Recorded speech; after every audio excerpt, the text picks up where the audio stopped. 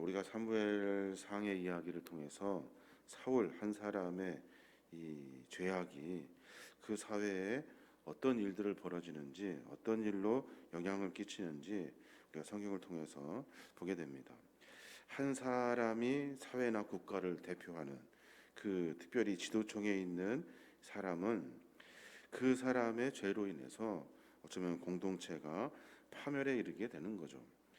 그 성경의 대표적인 인물 중에 아담과 하와가 그렇습니다. 하나님께서 아담과 하와를 지으시고 그 에덴 동산에서의 여러 일들을 다 허락해 주셨는데, 이 아담과 하와가 일순간의 이 불순종함으로 말미암아 결국 모든 인류에게 죄의 종이 되게 하고, 그로 말미암아 사망에 이르게 하는 그런 결과를 가져오게 된 거죠.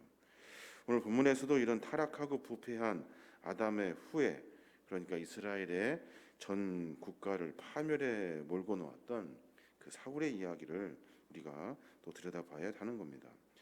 그의 그 죽음으로 말미암아 도대체 하나님은 우리에게 무엇을 말씀하시려고 하는지. 사울은 결국에는 길보아 전투에서 최후를 맞이하게 되죠. 이스라엘의 그 최초의 왕이었던 사울이 참으로 비참한 죽음을 맛보게 됩니다. 길보아 전투에서 블레셋에게서 패하고 스스로 목숨을 끊어야 하는 그런 비참한 종말을 맞이하게 된 거예요.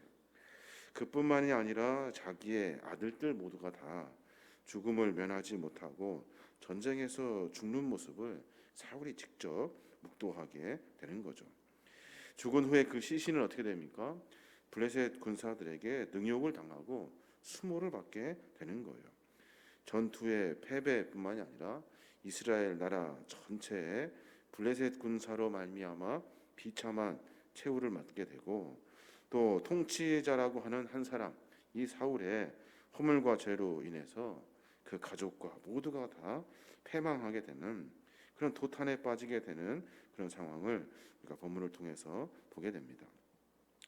우리가 함께 고민해야 할 것은 도대체 한 사람의 죄와 허물이 어떤 영향력을 끼치는지, 어떤 악영향으로 삶 속에서 일어나는지 우리가 분명히 생각해 볼 필요가 있어요. 우리 모두가 다 한 사람 한 사람이긴 하지만 누군가에 영향력을 줄 수 있는 사람들이에요. 가정이든지 사회에서든지 직장에서든지 교회에서든지 이 한 사람의 죄악으로 말미암아 나와 관련된 사람들이 어떻게 되는지 사울의 이야기를 통해서 우리가 들여다봐야 하는 겁니다. 어떻게 됩니까? 한 사람이 죄를 짓게 되면, 그러니까 하나님이 주시는 은혜 안에 살지 못하고 교만과 질투로 삶을 살아내며 욕심으로 자기의 삶을 만들어가면 이스라엘 전체가 멸망하는 사울의 모습을 보게 돼요. 바꿔 말하면 한 사람이 잘못하면 공동체 전체가 파멸에 이르게 된다는 거예요. 가정이 됐든 사회가 됐든 교회가 됐든 모든 것들이 다 그래요. 1절 보면 뭐라고 합니까? 블레셋 사람들이 이스라엘을 침해, 이스라엘 사람들이 블레셋 사람들 앞에서 도망하여 길보아 산에서 엎드려져 죽으니라. 블레셋 사람들이 사울과 그의 아들들을 추격하여 사울의 아들 요나단과 아비나답과 말기수아를 죽이니라 라고 말해요. 결론이 뭐예요? 결론은 블레셋 사람들이 이스라엘을 쳤는데, 사울이라는 이스라엘의 왕이 전력을 갖추고 전쟁을 하여서 막아냈어야 하는데 다른 것에 한눈 팔아서 매 순간 삶을 살다 보니까 막아낼 수가 없게 된 거예요. 그래서 결국에는 블레셋 사람들로 하여금 이스라엘이 전체가 다 망하게 되는, 죽음을 면하게 되는, 뿐만 아니라 가족까지도 다 죽게 되는 그런 상황을 만나게 된 겁니다. 길보아 전투에서 블레셋에게 아주 철저하게 패배하게 돼요.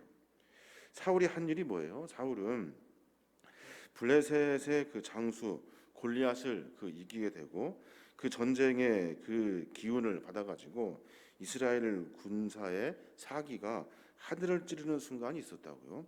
그때 다윗과 함께 연합하여 국가를 반듯하게 세워내야 하는데 사울은 거기에 질투의 영이 들어가서 다윗을 쫓는 거에 10년여 동안의 시간을 허비하게 됩니다.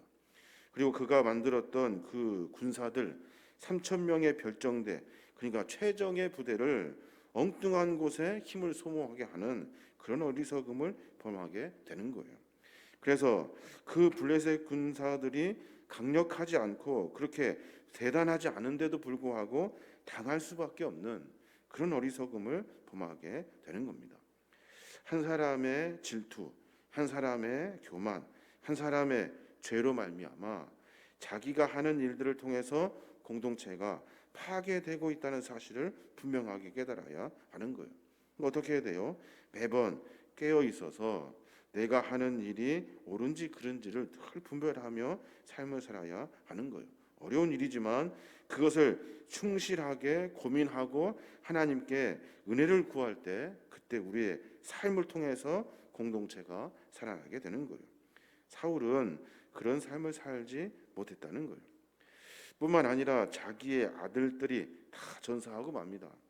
사울의 그 개인과 가정이 더할 수 없는 패배를 맛보게 된 거예요. 그 중에 요나단이라는 왕자가 죽음을 만나게 되는데 참으로 안타깝죠. 요나단 굉장히 영명스러운 사람이고 뛰어난 사람이에요. 그런데 그 사람마저도 다 죽음을 맛보도록 사울의 죄가 컸던 거예요. 따뜻하고 아름다운 성품을 지닌 사람들마저도 다 죽음의 길로 들어서게 하는 것이 사울의 죄라는 거예요. 인간이 삶을 살아내면서 자기 혼자 사는 것이 아니라 늘 다른 사람들과 연결되어 있다는 사실을 분명히 깨달아야 하는 겁니다. 그러니까 내가 내 죄로 말미암아 나뿐만이 아니라 다른 사람도 어려움을 당할 수 있어요. 그것이 가장 소중하게 여기는 가족이 될 수도 있다는 거예요. 사울의 이야기를 통해서 참으로 안타깝습니다.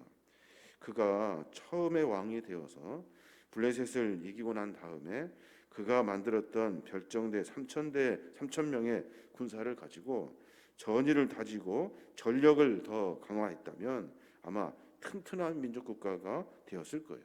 그런데 그 일을 다 마다하고 질투에 눈이 멀어가지고 다윗은 만만이요 사울은 천천히라는 이 짧은 한마디에 그냥 무너져 버리고 만 거예요.